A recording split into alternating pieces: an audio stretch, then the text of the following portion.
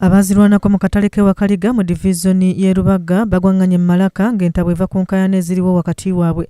Ebibinja bikayanira akatale kano kuliko ekya Jojo 2017 nga kye kibadde kiddukanya akatale kano wabula ekya Mustard Seed we kijjidde ne kitimbula ebipande by'abali saako n'okubasindiikiriza.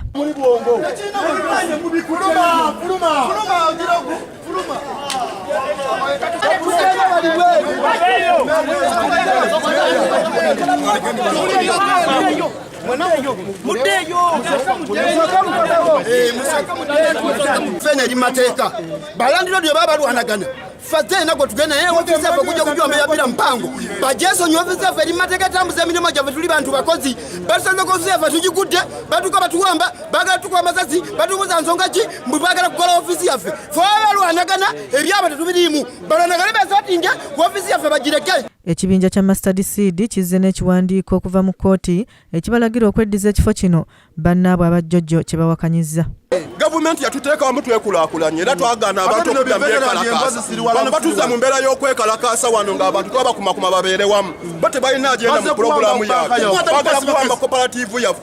Okuwamba eggwanga olw'ensonga bajja ne bawamba bakiyamaani baffe be twatumanyi. Bayingira muno mu katale okuva lwe bayingira mu katale bakamalako eddembe. Ensonga zaabwe abakazi tebalina mulamu zinagenda mu kkooti. Bino biveterandi by'omuno bino ebyajja tetubimanyi. Wakati mu kulwanagana waliwo ofiisi za Bodaboda ezimenyeddwa ab'ekibinja kya Mustard Seed nga bagamba nti bano tebabamanyi ku ttaka lyabwe. Kino kiviiriddeko aba Bodaboda okuva mu mbeera nabo olutalo ne balweyungamu okukkakkana ng'omusaayi guyiise saako n'okwonoona ebintu ebitali bimu. Aba Bodaboda balumiriza ba Mustard Seed okukuuliita ne ssente zaabwe ze babadde batereka mu ssako yaabwe.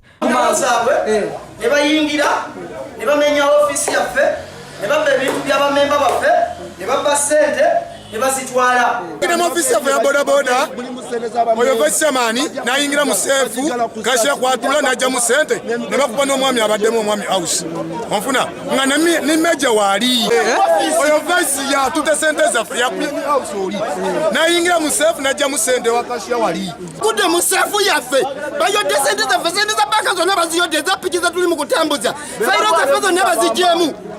Akulidde ekintu ekyo ayina okuleeta ssente zaffe yagala toyagala seefu yaffe gyamenye ssente za banka zannala zonna aziyodde azitutte.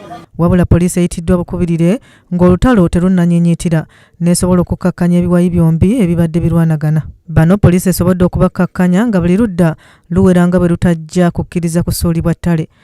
Oyinza okutabagana n'omuntu atalina kyalina. Akati wano waliwo kkooti eyabayimiriza okubeera nga waliwo amateeka ge batambulyako amakyamu.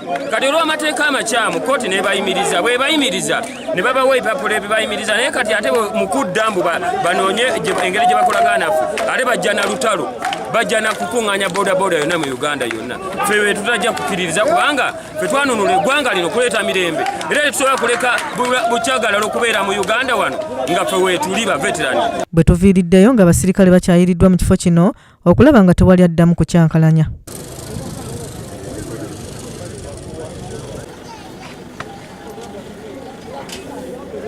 Mu ngeri y'emu abakulembeze b'amasomero nga bali wamu n'abavubuka mu disitulikiti y'e Nakaseke batongozza enkola ya bulungibwansi mu masomero ag'omu Nakaseke nga bagitongolezza ku ssomero lya Kiwoko kya Kyovu Uganda.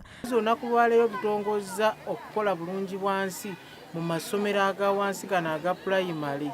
Ndowooza ffe tusoose okukikola kuba tekibaddeewo ne tukitongoza mu masomero aga pulayimale oba oliawo n'aga sekendi okubanga tumukola olw'ensonga tulabe nti wabaddewo gaapu nnene wegino emigi gy'emito. Bano batunnyonnyodde ebimu ku bibawalirizza okuteekateeka enkola eno nga batandikira mu masomero. Emigi gy'emito nga gyeyawudde nnyo ne kubali abakama baffe oba abakulembera ab'okuntiko. Okusobola okubeera n'eggwanga erijjudde oteekwa okubanga otandika na miti mito. Bano basiimye enkola eno nga bagamba nti yakuyamba okukuuma obuyonjo mu kitundu kyabwe n'okusingira ddala mu masomero. Abaana okusinziira ku mulama gw'omwaka okugamba nti omwana agunjuddwa obulungi nga mulamu bulungi era ng'atya Katonda ly'essuubi lya Buganda. Abaana bano bijja kubayamba bye basoma mu kiraasi nga babiyunga ku by'obuyonjo babakola Kizza Peter yakusakidde eggulire lino ku lwa KSTV agaleero.